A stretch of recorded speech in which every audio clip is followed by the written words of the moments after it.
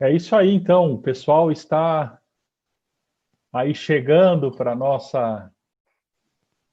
nosso estudo bíblico de hoje. Sejam todos bem-vindos, bem-vindas. Quem está chegando, eu vou aqui compartilhar esse link para que mais pessoas venham. E você também pode fazer isso, tá legal?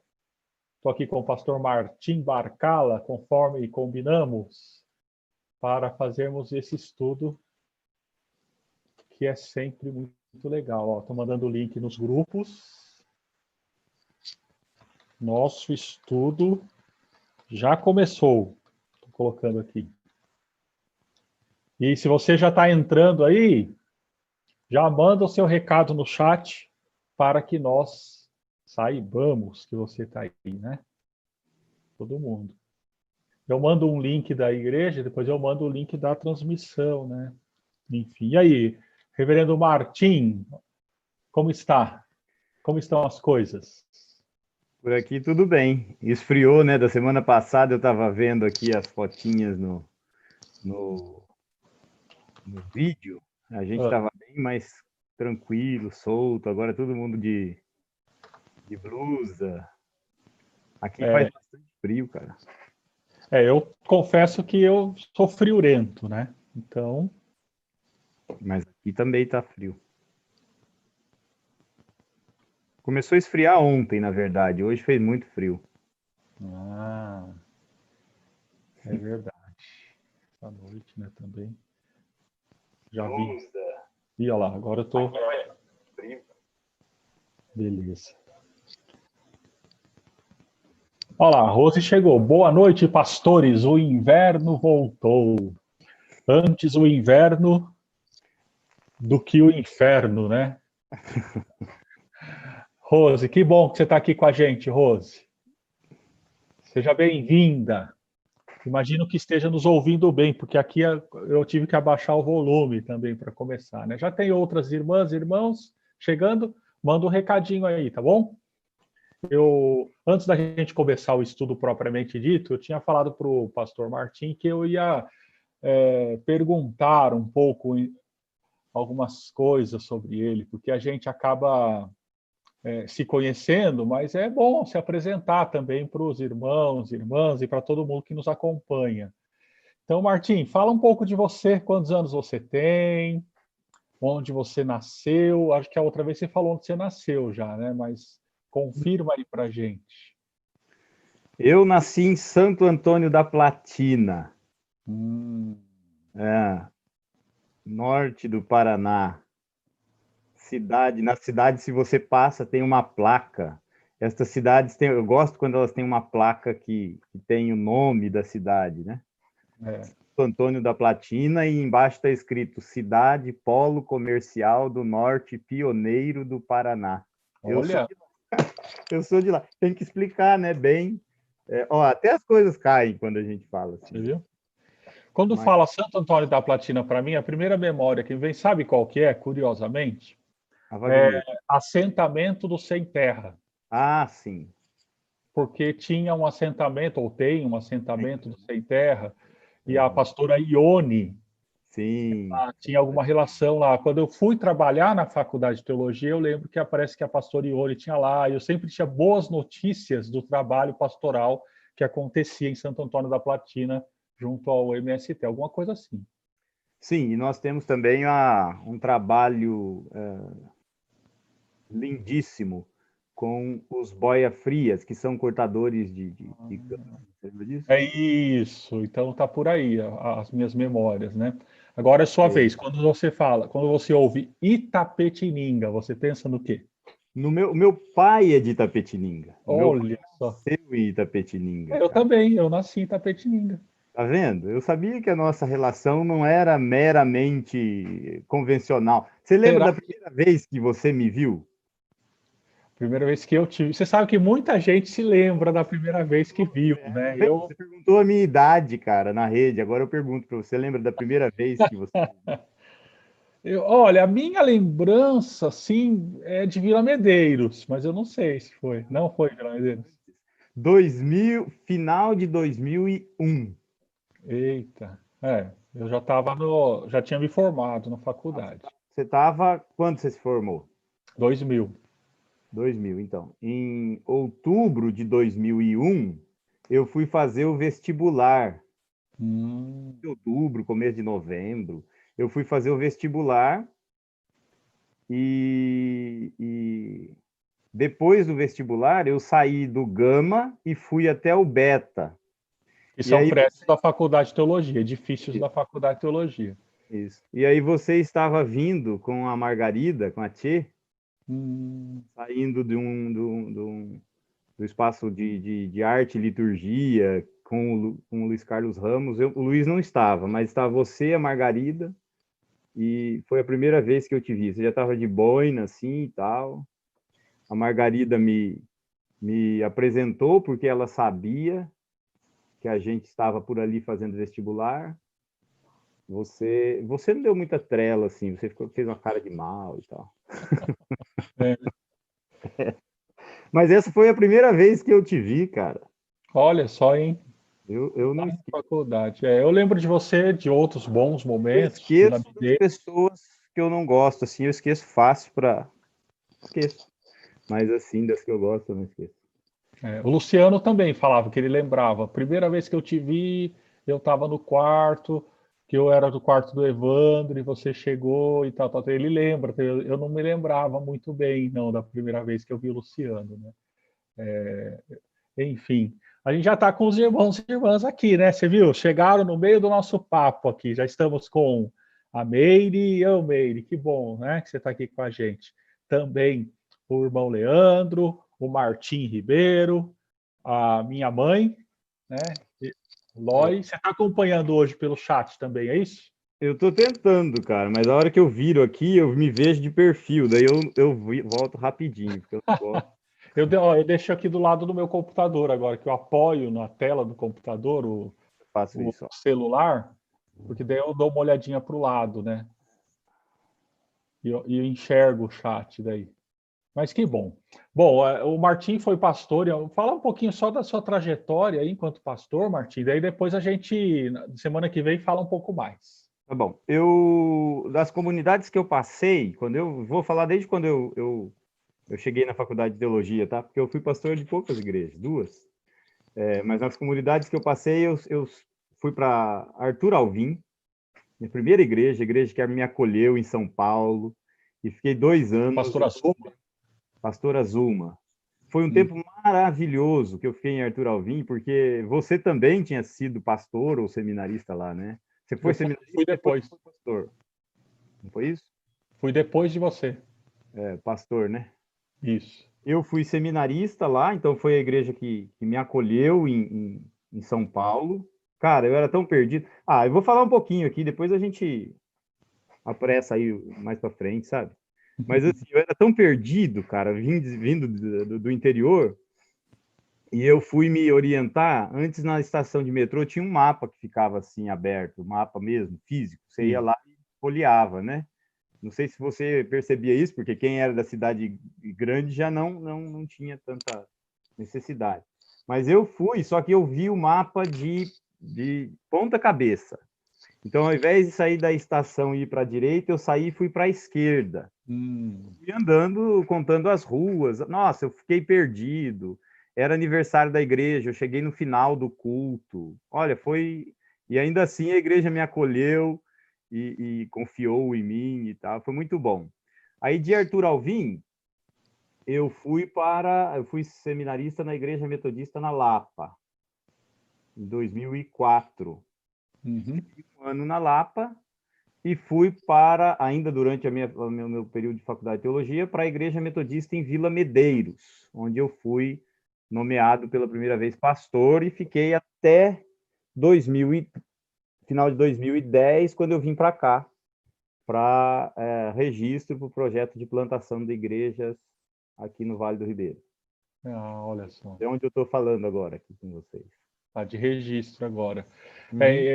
Igrejas muito carinhosas aí você passou, né? Eu tenho bons amigos aí em Arthur Alvim, pessoas muito queridas em Arthur Alvim, e Uhum. também em Vila Medeiros, né? Medeiros foi a primeira igreja. Quando eu saí de Sorocaba, lá em Sorocaba eu já tinha trabalhado no Manchester e em Vila Gomes.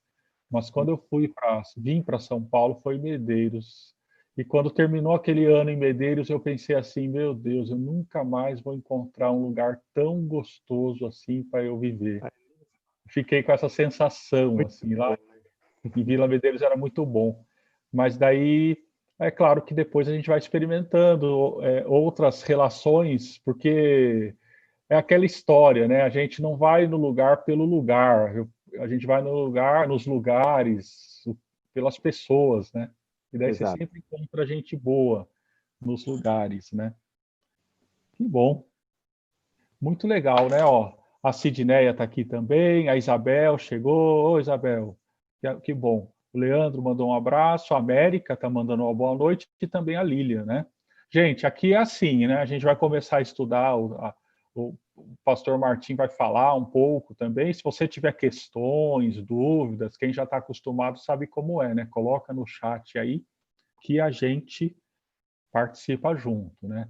Uhum. Agora, se você tiver o Zoom instalado no seu celular e você quiser que eu mande o link para você, eu mando. Daí você entra ao vivo aqui no YouTube.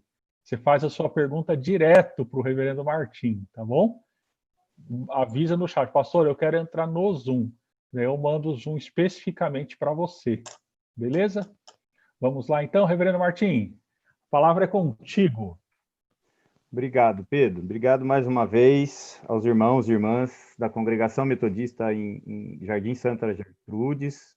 Ô, Martim, desculpa aí interromper, não é. Eu coloquei aquele convite, né, que a gente bolou junto, né, É, irmãos e irmãs Santa Jesus, mas ó, eu falei, ixi, o pessoal da Central de Jundiaí vai ficar bravo comigo, porque eu sempre começo assim o estudo, né, falando, eu sou o pastor Pedro da congregação Jardim Santa Gertrudes, mas do estudo participam muitos irmãos e irmãs da Central de Jundiaí também, né, então, irmãos e irmãs, não fiquem bravos comigo, né, porque eu falei só de Santa Gertrudes, tá bom? É também a quem não Central de falou, quem falou Jundiaí. fui eu, né? Então não fiquem bravos comigo, porque É, vai lá então, de novo.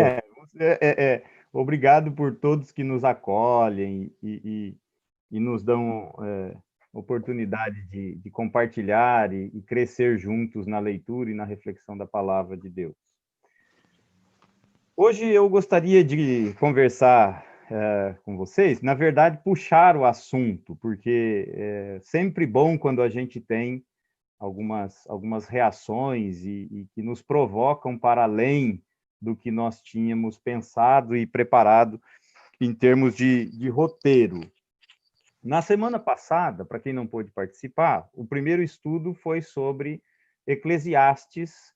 Nós ficamos com um capítulo 5 e depois no capítulo 9, falando sobre a relação entre o cotidiano e a Bíblia, de como algumas narrativas bíblicas elas nos aproximam e abrem os nossos olhos para outras experiências com o nosso cotidiano, não é outras experiências diferentes, mas com o nosso cotidiano. A gente aprende a enxergar o cotidiano de outra forma.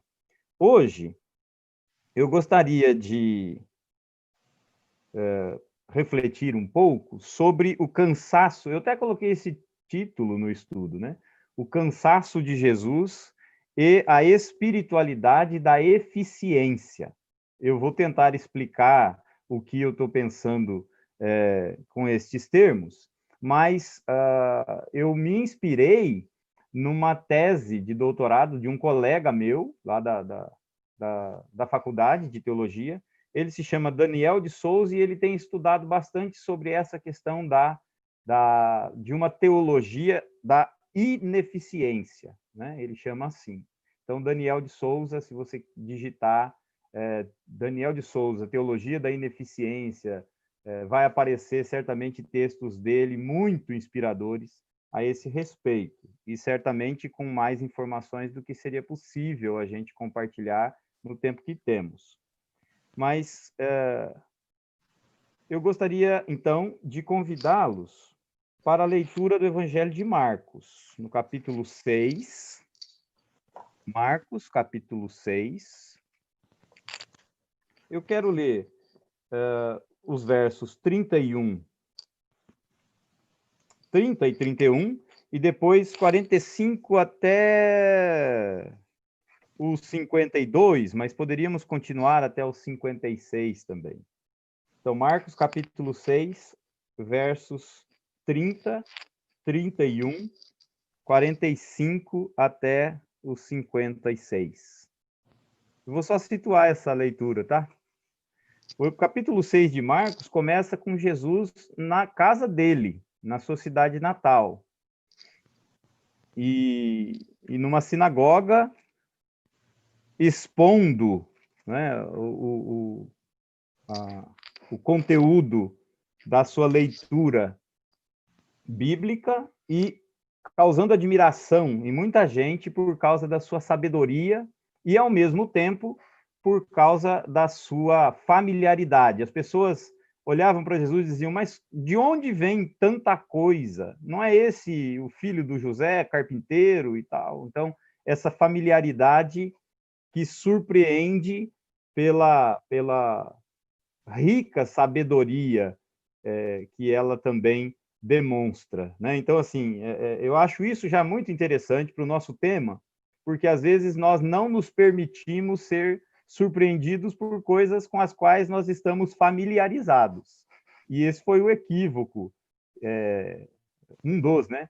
Dos conterrâneos de Jesus, né? Ele é tão nosso, ele é tão igual, ele é tão parecido com a gente. De onde vem tanta sabedoria? E Jesus deixa a cidade sem realizar ali nenhum milagre. E ele, Jesus, admirado com a incredulidade das pessoas, né? Ele não realiza nenhum milagre, a não ser curar uns poucos doentes, impondo-lhes as mãos, e admirava-se da incredulidade deles. Eu não sei se essa incredulidade diz respeito à vocação de Jesus, né? Como cristãos, nós sempre lemos assim, eles não criam em Jesus. Mas Jesus também nunca reivindicava uma adesão rápida à vocação pessoal dele. Me parece que essa incredulidade, então, tenha mais a ver com a pregação dele, né? Com o que ele ensinava, com a palavra de Deus, enfim. E Jesus sai dali andando, e dali ele não para mais de andar e de se movimentar, né? Vai para um lado, vai para o outro, onde ele não pode ir, ele envia os discípulos. Aí nós temos um parênteses, né, que vai narrar a história da morte de João Batista, e depois nós chegamos no nosso texto, no verso 30, que Jesus tinha enviado os seus discípulos, os seus apóstolos, dando a eles as instruções que nós conhecemos, e no verso 30 e 31, nós lemos assim: os apóstolos voltaram à presença de Jesus e lhe relataram tudo o que tinham feito e ensinado. E ele lhes disse: venham repousar um pouco à parte num lugar deserto. Isto porque eles não tinham tempo nem para comer, visto serem muitos os que iam e vinham. Bom, o plano de Jesus fracassa, porque a hora que eles aportam no lugar deserto, uma multidão percebe e o segue. E aí ele se compadece daquela multidão, porque estavam como ovelhas sem pastor, e ali nós temos a narrativa da primeira multiplicação de pães e peixes. Assim que Jesus despede todo mundo, ou melhor, assim que todos comem e se fartam, nós retomamos a narrativa lá no verso 45, olha. Logo a seguir, Jesus fez com que os seus discípulos entrassem no barco e fossem adiante dele para o outro lado, para Betsaida, enquanto ele despedia a multidão. E tendo-os despedido, ele subiu ao monte para orar. Ao cair da tarde, o barco estava no meio do mar e Jesus estava sozinho em terra. De madrugada, vendo que os discípulos remavam com dificuldade, porque o vento lhes era contrário, Jesus foi até onde eles estavam andando sobre o mar e queria passar adiante deles. Eles, porém, vendo-o andar sobre o mar, pensaram tratar-se de um fantasma e gritaram, pois todos viram Jesus e ficaram apavorados. Mas Jesus imediatamente falou com eles e disse, coragem, sou eu, não tenham medo. Então subiu no barco para estar com eles, e o vento cessou. Ficaram totalmente perplexos, porque não haviam compreendido o milagre dos pães, pois o coração deles estava endurecido. E aí, só vou ler mais um pouquinho, olha. Estando já no outro lado, chegaram à terra de Genezaré, onde atracaram. Saindo eles do barco, o povo logo reconheceu Jesus. E eles, percorrendo toda aquela região, começaram a trazer em leitos os enfermos e os levavam para onde ouviam que ele estava. Onde quer que ele entrasse, nas aldeias, cidades ou campos, punham os enfermos nas praças, pedindo-lhe que os deixasse tocar ao menos na borda da sua roupa. E todos os que tocavam nela ficavam curados. Até aí.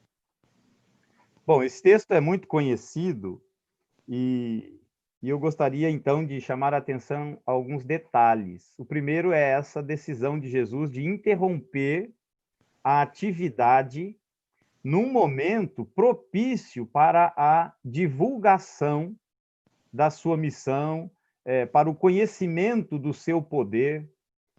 No começo da história da morte de João Batista, a gente vai encontrar ali que o Herodes ficou sabendo de Jesus, né? Porque as notícias corriam a respeito dele.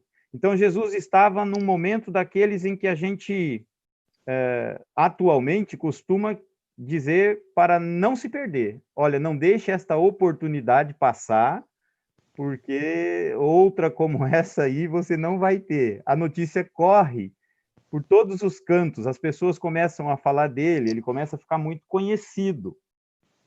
E nesse momento, quando os discípulos retornam, ele interrompe e diz assim, olha, vamos descansar um pouco. Vamos fazer uma pausa. O termo grego é exatamente esse, né? Anapausete. É uma nova pausa. Vamos fazer um intervalo, vamos suspender as atividades e ficar sem fazer nada. Porque Jesus estava cansado. Isso é uma coisa que me provoca algumas reflexões, né? Nós vivemos numa sociedade de muita atividade, de intensa comunicação, de muita interação, enfim, de muito trabalho. Então, o cansaço não é nenhum desconhecido, não é uma experiência que a gente precise definir ou explicar. Agora, nós precisamos diferenciar cansaço e tédio. Porque o cansaço, ele nos ensina lições importantes sobre a espiritualidade que Jesus cultivava. E o tédio nos leva para isso que eu estou chamando de espiritualidade da eficiência. Tá? Então, o que quando eu falo tédio, o que eu penso, né? Eu estou pensando na ausência de sentido. Tédio é a ausência de sentido, recusa de se entregar intensamente a algo significativo. O tédio é aquele apelo por entretenimento da alma, né? Por um entretenimento, numa linguagem bastante comum, é aquele desejo de nós participarmos das reuniões, dos cultos. Eu participei hoje, saí renovado. Né? Me parece que isso tem a ver com o tédio, com essa interrupção do que é familiar. Exatamente porque nós não estamos sensíveis as surpresas que a familiaridade pode nos causar. Então, eu quero algo que quebre a minha rotina. O tédio é esse desejo de ter a rotina sempre fracionada por algumas pílulas assim de entusiasmo, de empolgação, como é que eu posso dizer? De euforia, mas nada contínuo, né? Eu vou lembrar aqui de um filósofo, essas pessoas que antigamente se dedicavam a pensar a vida. Esses dias eu estava conversando com o mais velho aqui em casa e ele falou para mim, filósofo é aquele pessoal que antigamente pensava a vida. Aí, exatamente. Uma boa, né? Oh. Aí eu estava lembrando do Schopenhauer. E o Schopenhauer dizia, a nossa vida oscila como um pêndulo, né? Como aquele relógio de carrilhão que você dá corda. O meu tio tinha um desses quando eu era pequeno. E eu gostava muito, porque ele marcava as frações de 15 minutos. E na hora cheia ele batia a quantidade de horas. Você sabe? Você já viu isso? Sim. Você já dormiu com um troço desse? Ou já ficou com insônia com isso dentro de casa, cara? É horrível. Porque ele começa a tocar e você fala, agora é 15. Aí depois você fala, agora é meia. Aí você fala, falta 15 paras. Aí daqui a pouco ele dispara lá 4 badaladas, né? Aí você fala, pô, são 4 horas da manhã e eu não dormi, né? 3 da madrugada, tem uma música do Torquato Neto que eu gosto muito, que é assim, você conhece, eu acho. 3 da madrugada, meu coração não vale nada. E o Schopenhauer dizia, a nossa vida oscila como num pêndulo entre desejo e tédio. Ou eu não tenho aquilo que eu quero e eu vou atrás disso, ou então, quando eu consigo aquilo que eu pensava que fosse resolver a minha vida, eu já não gosto mais, eu já me entedio com aquilo, né? A criança, eu lembro de um outro autor escrevendo sobre isso, ele dizia assim, o dia mais esperado do ano para mim era o dia 24 de dezembro, a véspera de Natal, porque era o dia do ápice do meu desejo. E aí ele dizia, o dia mais triste para mim era a manhã do dia 25. Por quê? Porque era quando o meu desejo era satisfeito. Já pensou ver assim, cara? Deve ser terrível. E às vezes a gente vive preso nesse tédio, né? Então, eu não percebo que Jesus esteja entediado. E o texto não diz que há um tédio. Eu não sei como é que fala o subjetivo, né? É entediação? Acho que é entediação, né? Ou entediamento, não sei. Mas, assim, essa entediação, eu não vejo Jesus sofrendo dessa enfermidade da alma e da mente. Ele não está entediado, ele está, de fato, cansado.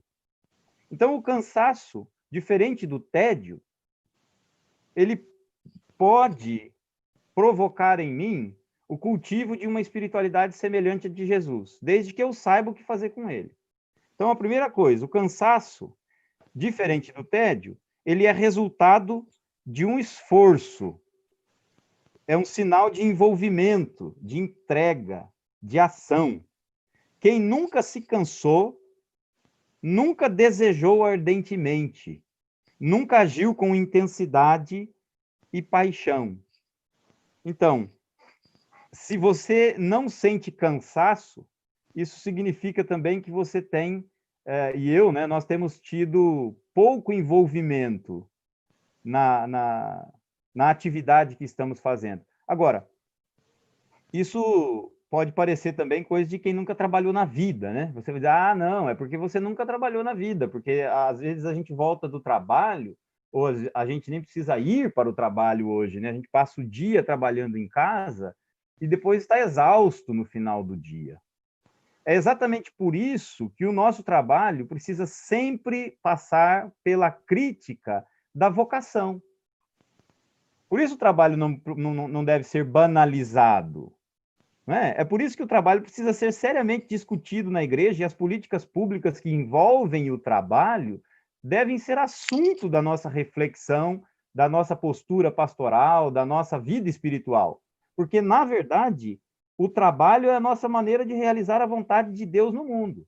Jesus ficava muito cansado, mas o cansaço de Jesus era indício da sua entrega à vocação para a qual Deus lhe tinha chamado.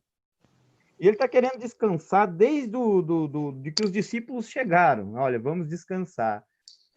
E não consegue. Por quê? Porque é muita gente com demanda, é muita gente com necessidades, né? É muita gente sofrendo, é muita gente com a qual ele se compadece. Isso é uma cilada muito interessante, porque se eu tiver que responder às necessidades, às urgências, aos clamores, ao vai e vem das pessoas na minha vida, esse cansaço vai me levar a um ponto de extenuação que eu vou me render. Eu não consigo mais. O meu cotidiano passa a ser um cotidiano muito movimentado, cheio de gente indo e vindo. Daqui a pouco Jesus despede os seus discípulos e diz assim: eu vou orar. Eu gosto muito, Pedro, dessa decisão e desse verso que ele fala: subiu ao monte para orar. Porque Jesus transforma oração em relacionamento. E esse relacionamento é a fonte do seu descanso. Não é? É assim que Jesus descansa na presença de Deus. A espiritualidade de Jesus não é uma espiritualidade da eficiência. Ou seja, Jesus não vai orar para Deus fazer alguma coisa. Eu não percebo nunca Jesus com essa sensação de que ele tem que orar, de que ele tem que ler a Bíblia, de que ele tem que ir à sinagoga, de que ele tem que pregar.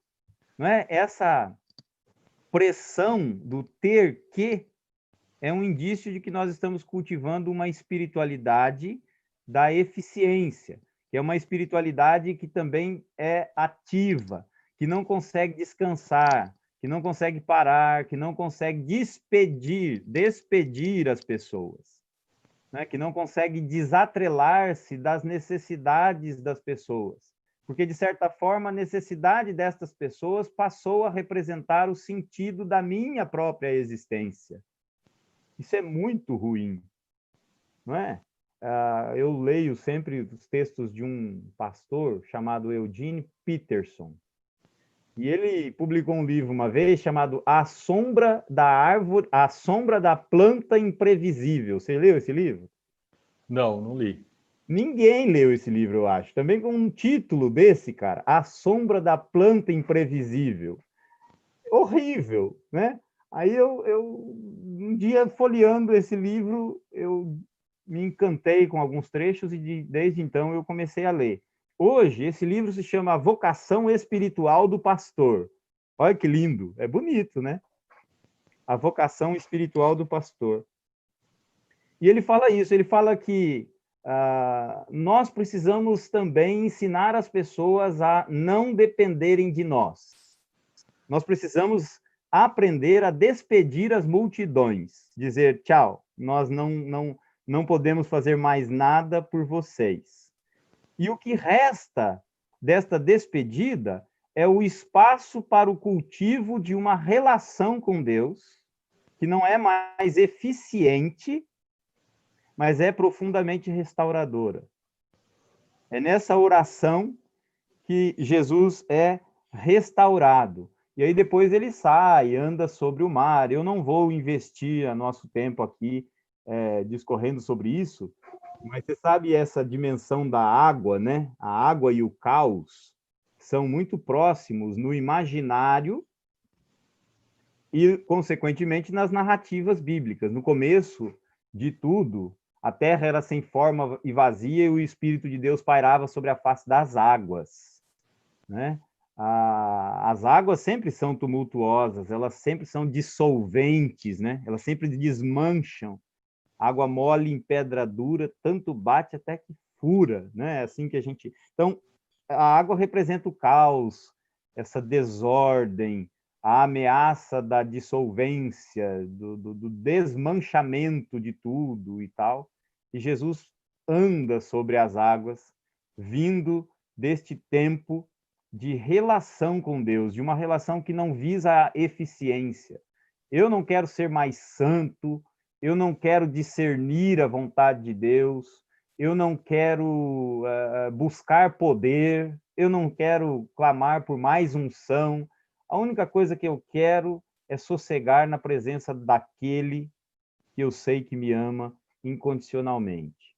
Quando isso acontece nas nossas vidas, eu acho que a gente alcança um equilíbrio vocacional, né? Um equilíbrio mental, no qual nós não vivemos entediados, porque nós recuperamos o sentido da vida, mas também nós não ficamos destruídos de cansaço, porque entendemos que o que fazemos, fazemos diante de Deus com muita tranquilidade. Era isso que eu queria deixar, era o começo da conversa. Não sei se a gente tem mais tempo, e enfim. Excelente, muito bom. Agora Eu eu queria também que você consigo ver aqui. consegue, né? Daí você vai vendo os comentários aí do pessoal. Jucimara, Ah, ó, vê o que a Jucimara escreveu, ó. o que que É a lá de Jucimara... Santo Antônio da Platina. É minha prima, Exatamente. cara. Ah, é sua prima? Um beijo, Jucimara.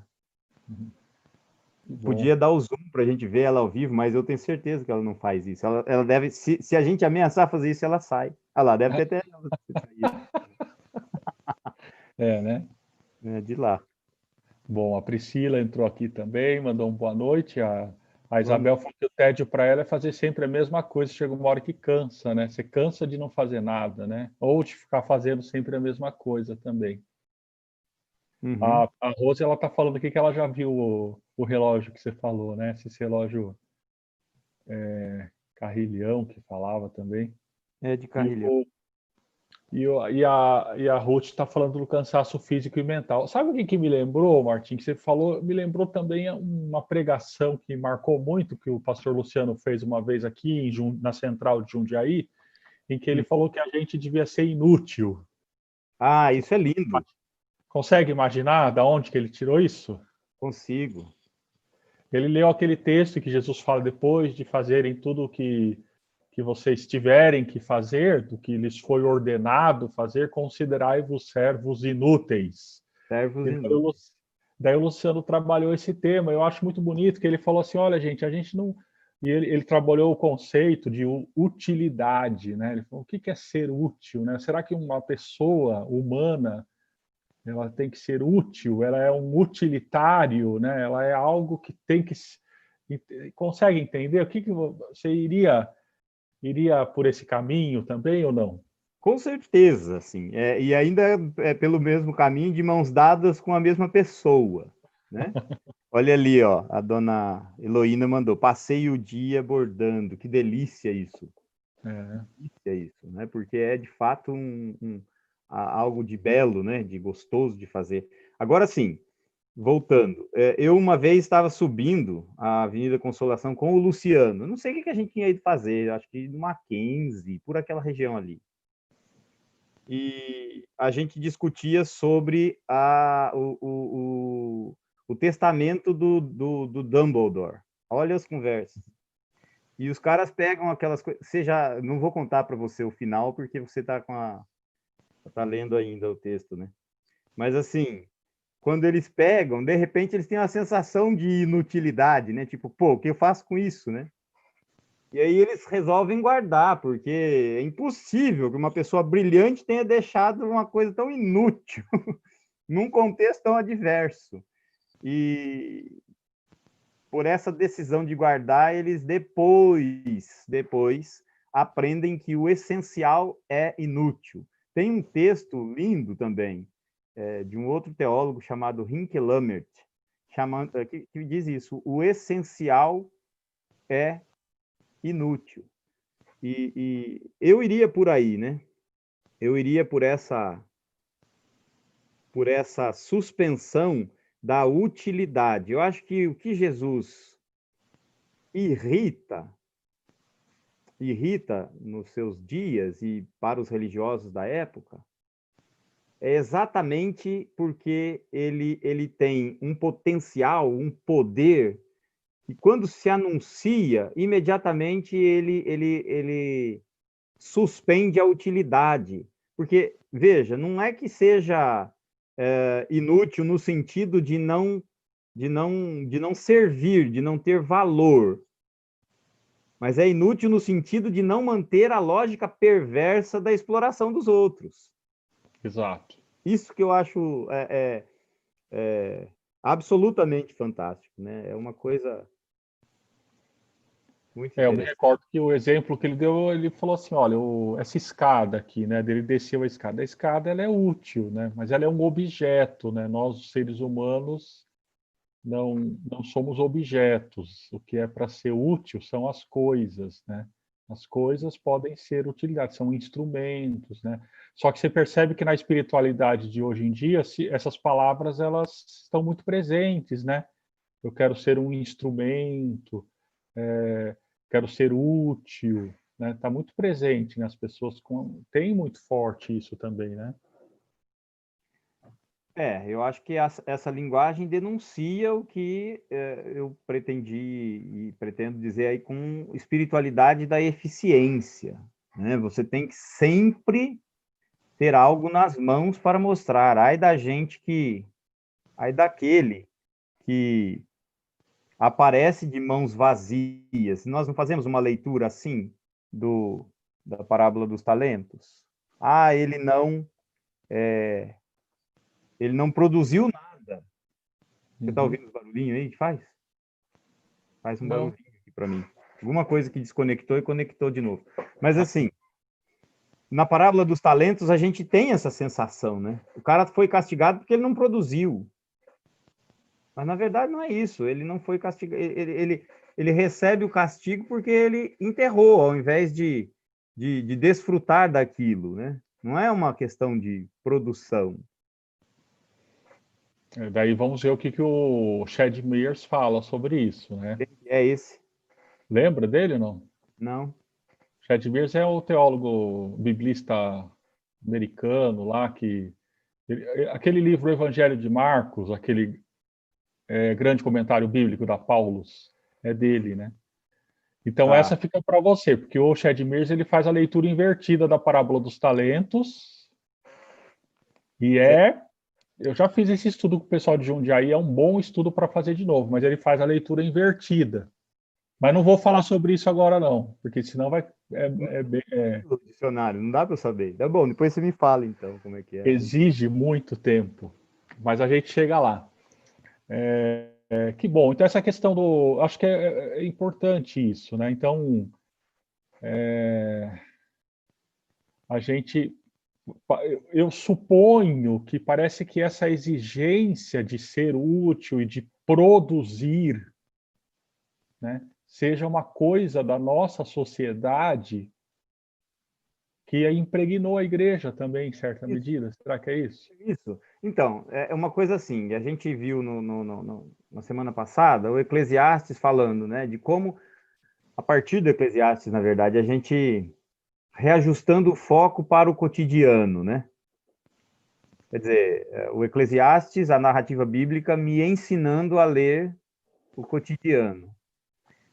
Às vezes eu acho que se a gente faz o movimento contrário e assimila todos estes princípios, valores, este ritmo da nossa sociedade, a gente começa a ler porções bíblicas e a gente começa a ler textos bíblicos sem escapar da mentalidade da nossa sociedade, né? Dessa coisa da produção, da atividade, né? Da coisa ininterrupta. Não sei, é uma coisa assim que eu nunca fui tão preocupado, né? Eu tenho que fazer algo que tenha que ter resultado, que tenho que gostar e tal. Eu sempre fui assim como eu estou sendo hoje à noite. Aqui em Registro a gente sempre fez assim também, né? Olha, é algo que eu gostaria de pensar com vocês. Essa suspensão de Jesus, pô, tem uma vocação diante dele, né? Ele ele começa a ter consciência da vocação dele. Que a gente também acha que Jesus nasceu pronto, né? Não, ele tem 3 anos de idade, 6 anos de idade, e ele já sabe. Eu acho que não, eu acho que Jesus vai construindo, né? Ele tem a consciência da sua vocação ao longo da vida, amadurecendo e tornando mais claro. É por isso que ele interrompe também. Quer dizer, tá todo mundo falando de mim, eu estou na crista da onda, mas eu preciso entender que a minha alma tem necessidade de descanso. Você já ouviu aquela história? Eu começo a falar, não paro mais. Quer falar? Não, fala aí. Estou interessado nessa história. Eu não sei se foi Eu já ouvi, na verdade, já li, na verdade, que tem acontecido nos 2 lugares. Na África e depois em outro na Austrália. Que os colonizadores, eu acho que pela narrativa, seja na Austrália mesmo, que os colonizadores partiram com os nativos rumo a um determinado local que eles queriam chegar. E aí eles impuseram um ritmo muito veloz à marcha do grupo, né? E os nativos eram os caras que guiavam, né? Que sabiam onde se passava, não pode afastar da água. Aqui, eu já tive essa sensação. Eu vou emendando uma história na outra, cara. Eu sou como meu pai fazia. Eu fui uma vez aqui, um parênteses então, na outra história. Eu fui uma vez no quilombo do São Pedro, com, com alguns quilombolas, e eles me levaram assim, mata dentro, né? E falaram, pastor, o senhor quer conhecer? Eu falei, mas é claro, eu quero.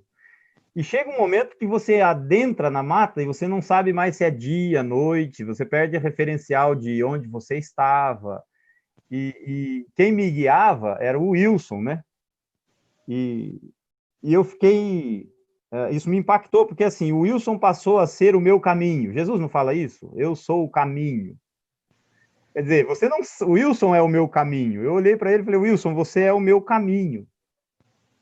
Se você for para lá, eu vou. Se você parar aqui, eu fico parado. Quanto tempo você ficar? Porque eu não tenho a menor condições de sair desse lugar para o qual vocês me trouxeram. E daqui a pouco eles viraram assim, deram 2, 3 passos e o quilombo novamente se abriu para a gente. Então, assim, eu acho que aqueles colonizadores australianos estavam numa situação parecida. Eu não sei chegar lá, mas eu tenho pressa de chegar.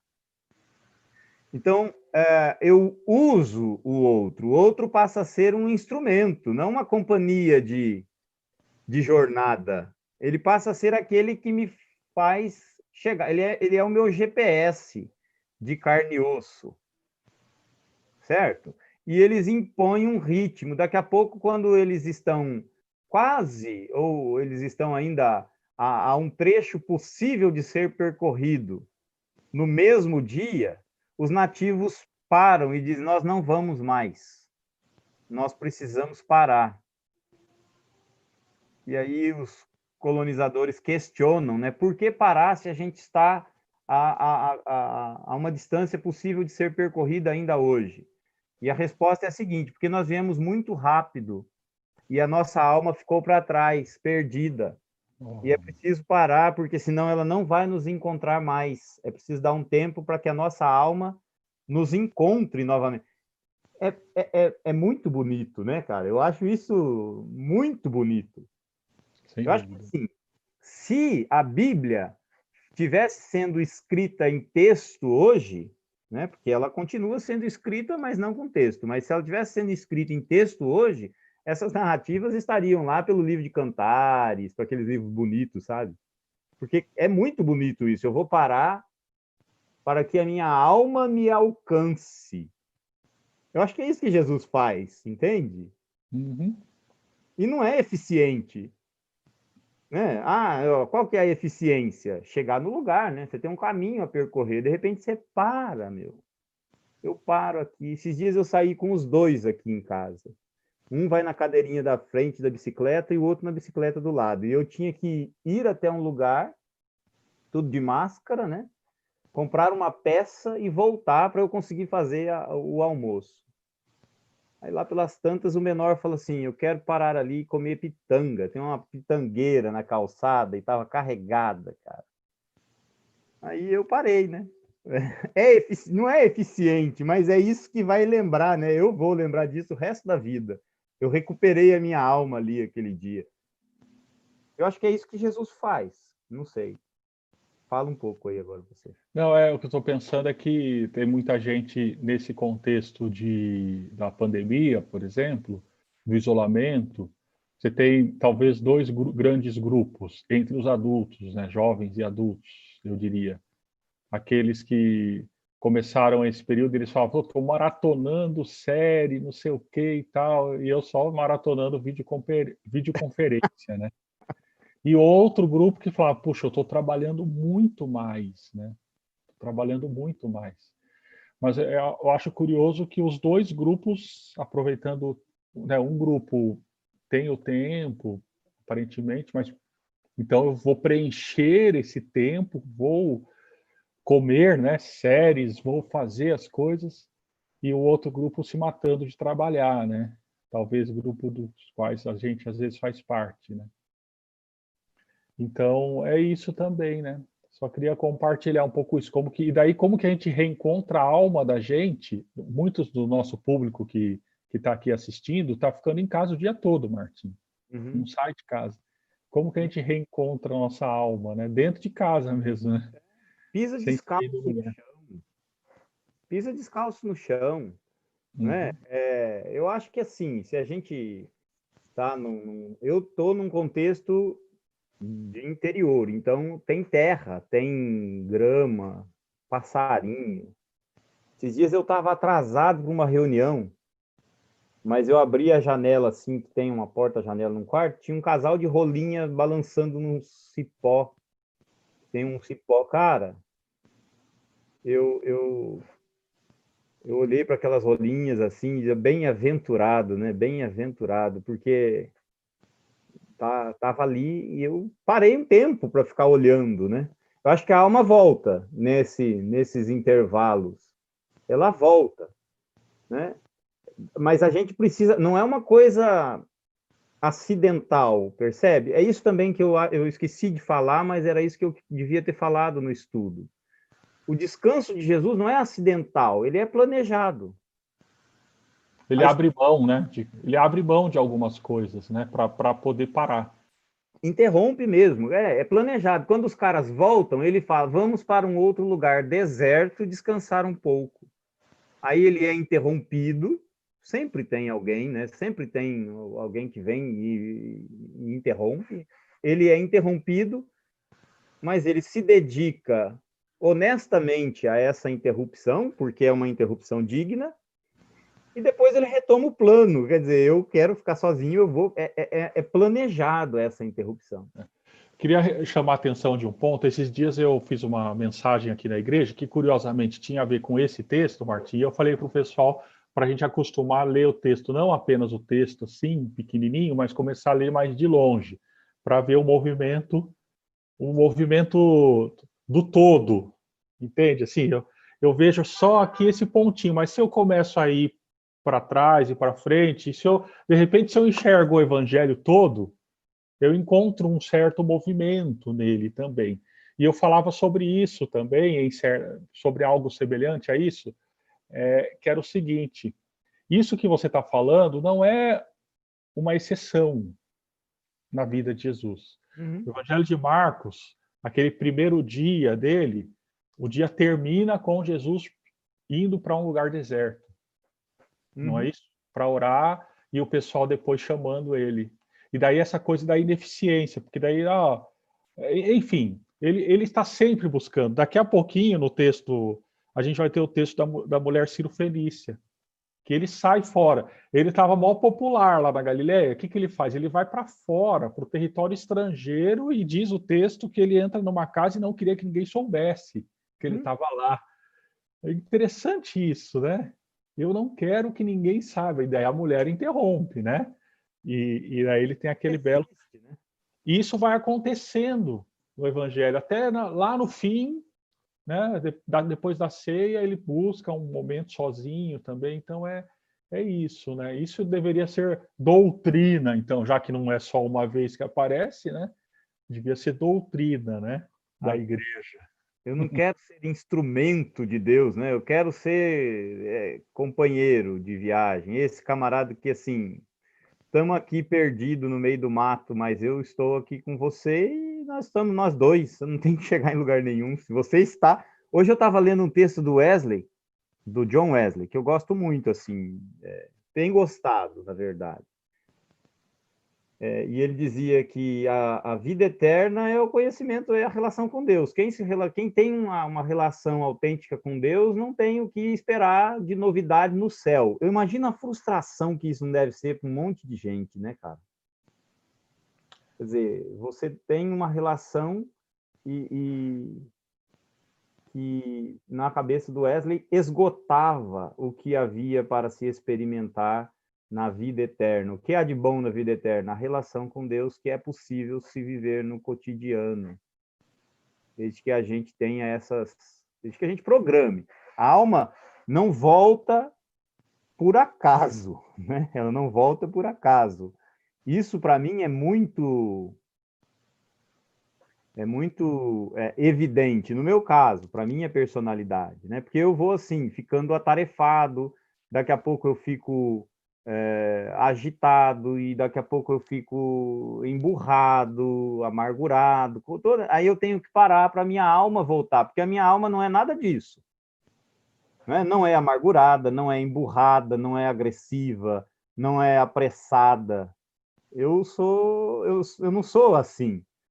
Né? Mas eu vou perdendo a minha alma no ritmo imposto por aqueles que já estão desalmados. Esses dias eu estava conversando com uma pessoa que eu amo muito, e falando sobre essa desumanização que impõe tratamento desumano sobre outras pessoas. É um risco.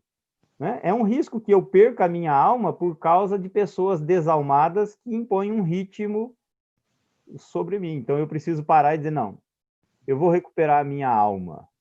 Né? De que adianta eu ganhar o mundo inteiro e perder a minha alma? Olha, eu acho que se Jesus tivesse com esses aborígenes assim e tal, ele teria escrito exatamente isso. Vou parar para que a minha alma me encontre. Cara, nessa quarentena, por exemplo, um indício forte de que nós estamos perdendo a nossa alma é a dificuldade de se lembrar se já tomou banho. Você já entrou no banheiro e já fala, pô, será que eu já tomei banho hoje? Tá vendo? Essa é uma coisa, é um indício.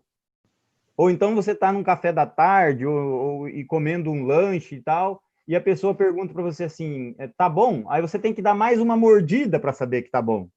Porque você comeu metade do lanche já e você não conseguiu definir se está bom. Por quê? Você não percebeu o sabor, o tempero. Às vezes a pessoa colocou alguma coisa especial e você simplesmente engoliu, porque serve para matar a fome de você sair e fazer credo. Eu não gosto de viver assim. Que bom, né, gente? Ó, pessoal comentando, o Martim lembra aqui do ócio criativo, Jesus com as crianças, Martim Ribeiro, né? A Meire estava falando aqui que ela mora em apartamento, a Meire não, a Ruth Zorzella, né? Ela mora em apartamento, assim como eu, então às vezes é um pouco mais difícil, né? A O que você gente... faz? Olha, se eu tiver oportunidade, eu vou fechar o olho, vou deitar assim no chão, na Aí, tá? sala e ficar quieto. Essa é a coisa que eu mais gosto de fazer, assim, ficar quieto, assim, parado, sem pensar em nada. E também se eu preciso, o Martim falou do ócio criativo, também se eu preciso formular alguma coisa, esse é o melhor modo. Eu paro, fecho o olho no quarto, tento encontrar o escuro, né? E daí isso me faz muito bem mesmo. Eu fico um pouco preocupado só com essa expressão ócio criativo, né, cara? Ah, é? Eu fico. Porque o ócio é ócio mesmo, assim. A gente não tem que ter vergonha, né? Manuel de Barros falava, eu quero devir pedra, né? Manuel de Barros. É, Manuel de Barros, quero devir pedra. Porque o ócio é ócio, né? É ócio. Às vezes eu quero... Tem gente que diz para mim assim, você dorme até... Você acorda cedo? Eu falo, eu acordo. Tem dia que eu acordo, 5:30 da manhã eu acordei. E tem dia que não, dá vontade de eu dormir. São os ritmos, eu acho que a gente precisa discernir esses ritmos, né? Porque senão... Então eu fico preocupado do ócio criativo ser esse momento da gente suspender as coisas que mandaram a gente fazer, mas ter aquela obrigação de produzir algo. Eu acho que eu estava lendo um livro esses dias, depois eu te mando, que fala isso, né? Fala, a gente não tem mais uma sociedade da disciplina, porque nós fomos convencidos a entrar numa sociedade do desempenho. Olha só. É muito... É que assim, eu ia falar também, mas esse negócio é muito técnico, ele usa umas palavras assim. Que bom, né, gente? Ó, estamos no segundo estudo, não é? Dessa série de 4 estudos sobre o cotidiano na Bíblia e a Bíblia no cotidiano. O convite para descansarmos também, né? Jesus sabia tanto disso que ele fala: vinde a mim, vós que estáis cansados e sobrecarregados, e eu vos aliviarei. Imagino que ele não aliviaria dando um monte de carga, né? Imagino que ele também nos convidaria ao descanso. Quero agradecer muito ao Martim por esse tempo de estudo, a todo mundo que está participando. Fica o convite para vocês que estão participando pelo chat. Se quiserem, na semana que vem, participar aqui ao vivo com a gente no Zoom, pode falar com a gente. Fala comigo, eu mando o link do Zoom para você e você entra aqui com a gente para poder participar, conversar também logo no início e tudo mais. Martim, muito grato. Você tem alguma palavra? Quer finalizar com uma palavra, uma canção, uma poesia? Ah, a gente tinha Só não falado, me xingue. de cantar, né? Mas agora passou o horário. Acho que a gente Passou, né? está na próxima, Beleza, então. tá bom? Então E tá assim, bom. você está em contato direto, mais direto com o pessoal, E e eu sei que são só 4, né, essa série, mas eu sempre fico aberto a essa crítica, sugestão, construção de um formato, né? Eu não gosto de ser expositivo nesse contexto, né? Nas aulas eu tenho que ser expositivo, e apresenta conteúdo, discute um monte de conceito. Aqui não, aqui eu gosto de abrir o coração, a alma, a mente. Eu fico olhando aqui para você no computador, né? E faz de conta que eu não estou vendo a gente ali no outro lado, porque esse espelhamento de tela não me serve, mas isso me motiva a compartilhar e ouvir também. Mas caso o formato precise ser alterado para as próximas 2, enfim, nós estamos em construção. mandem aí então as sugestões de vocês também, tá? Um grande abraço para todo mundo, uma boa noite, com muita paz. Um abraço, Martim, aí para Ana Marta, para os meninos, né? E para todo mundo aí da igreja. Deus abençoe, que a gente possa se encontrar logo, logo, também presencialmente, para estarmos juntos, experimentando a dádiva